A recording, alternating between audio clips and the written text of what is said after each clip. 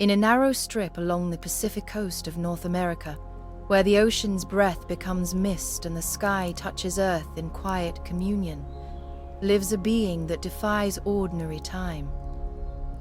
Here, beneath a vaulted canopy that filters light like stained glass, life moves slowly, delicately, and with purpose.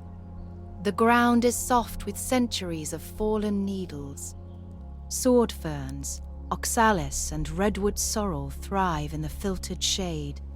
The air is thick with moisture and the scent of ancient bark. Among this quiet undergrowth, the first seeds fall, tiny, weightless fragments, each no bigger than a tomato seed, drift down from 300 feet above. But few will ever take root. Germination is a gamble.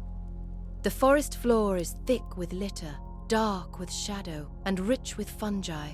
Only when fire or flood clears the soil does a window of opportunity open, a brief invitation for something new to rise. But redwoods rarely leave the future to chance.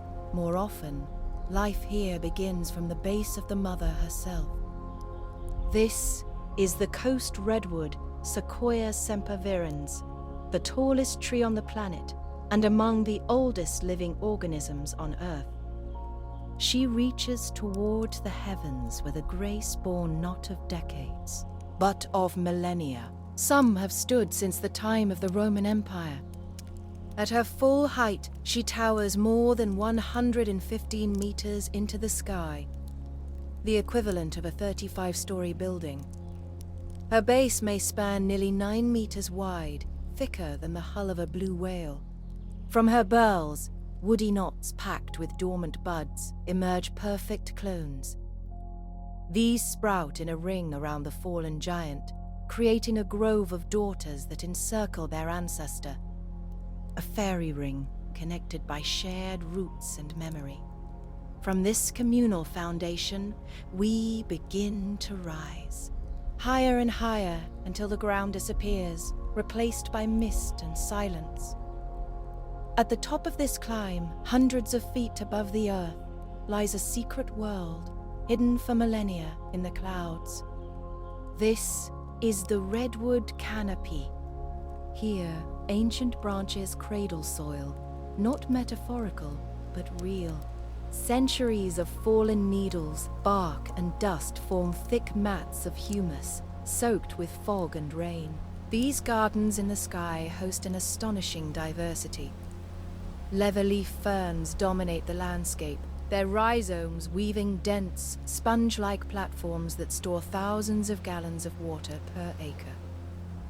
But her story began long before this forest.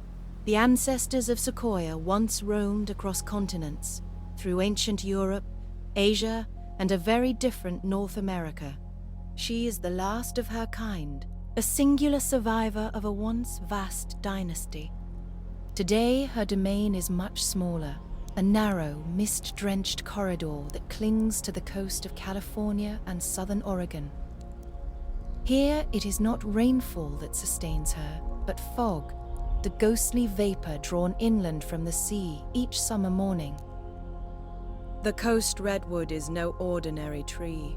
Every feature of her design, the fibrous bark, the shallow but far-reaching roots, the dual forms of her leaves, serves a purpose, honed over millions of years. The Coast Redwood builds upwards, not just in height, but in legacy. Each ring tells a story. Each scar marks a storm weathered. Each grove is a living memory of fire, of flood, of 1,000 summers past. Yet even titans are tested. To stand for thousands of years is not simply to grow tall, but to endure, to survive flame and drought and time itself. For this ancient being, the real trial is not in the growing, but in the burning, the breaking, and the rising again. The redwood has no illusions about the world she inhabits. She was born into fire, raised in wind, shaped by flood, quake, and time. Her bark is thick, up to 30 centimeters, fibrous, moisture-laden, and slow to burn. Unlike her resinous cousins, she does not feed the flames. She resists them, even when fire scars her trunk or kills her crown. Once, she does not fall. Hidden within her base and buried deep in her bark are dormant buds, sealed vaults of life, waiting for the signal to return. From blackened bark, a green veil returns, a resurrection not of miracle, but of design.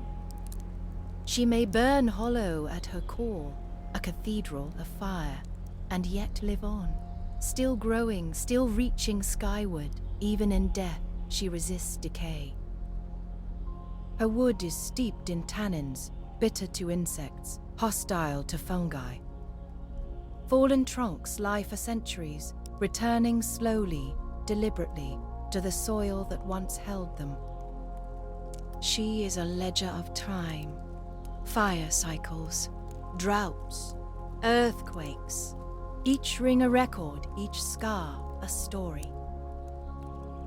But in our time, the trials are no longer natural.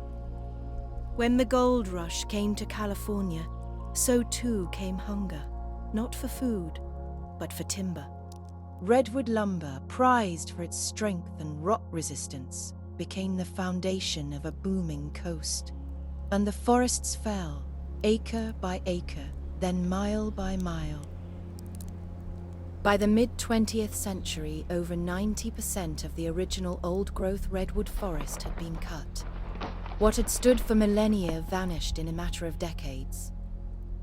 And now a new threat rises, one even older trees have never known. The fog is fading. Recent studies show a 30% decline in California's summer fog, the very lifeline of the redwoods ecosystem. Without it, trees face greater drought stress. Their crowns die back. Their range shrinks. The edges of the redwood realm begin to dry and retreat. And with fog fading and forests thickened by a century of fire suppression, flames now rise higher and burn hotter. These are not the low fires she was built to survive. They are megafires, hotter, faster, more destructive. Even her legendary resilience is being tested at scale. In the darkness, another wound. The swirling grain of burwood is beautiful and coveted. Poachers carve them from living trees, severing their ability to clone, to regenerate, to endure. An act of theft not just against a tree, but against time itself. And yet, in the face of all this, she offers something no other forest can. A single acre of redwood forest stores more carbon than any other on Earth, more than tropical rainforests, more than boreal stands, up to 890 metric tons of carbon locked away in wood that resists decay for thousands of years. Even second-growth forests, just 150 years old, absorb carbon at astonishing rates. Each tree is a pillar of stability. Each grove is a fortress against the rising tide. She is not just a survivor. She is an ally, ancient, patient, and ready. But her strength now depends on us. Although we nearly lost her, we did not let her go. A century ago, voices began to rise, scientists, naturalists, citizens, who saw what was vanishing and chose to act. They raised funds, bought groves, and preserved them, tree by tree, acre by acre. From that spark grew a movement. What began as a desperate effort to save the last old growth became a legacy of protection, culminating in the creation of Redwood National and State Parks. But preservation was only the beginning. Across the coast lie wounded lands, clear-cut hillsides choked with unnatural density, crisscrossed by eroding roads, forests stripped of complexity, but not of potential. Today, a new phase has begun: restoration. In a partnership unlike any before, scientists and park stewards are working together to heal these landscapes. Redwoods Rising, a bold, multi-decade initiative, is thinning overcrowded forests, removing legacy roads and rewilding streams. Indigenous nations are returning to their ancestral forests, bringing back traditional practices like cultural burning, once suppressed, now recognized as essential. The forest, it turns out, remembers. Even in second growth, the redwood grows quickly, reaching for the light, shaping the air, anchoring the soil. In just a century, these young groves will begin to echo the grandeur of their elders. And with the trees come the others, the birds, the elk, the fish that once spawned in shaded gravel beds, the canopy dwellers, the fog catchers, the stream keepers. A forest is not just a collection of trees. It is a memory made living again. The redwood's time is counted not in seasons, but in centuries. She has lived through epochs and survived our worst. But her future, and perhaps our own, now rests in our hands. In what we choose to preserve, what we choose to repair, and how we remember to belong to something older, taller, and far more enduring than ourselves. From a seed, a world can rise,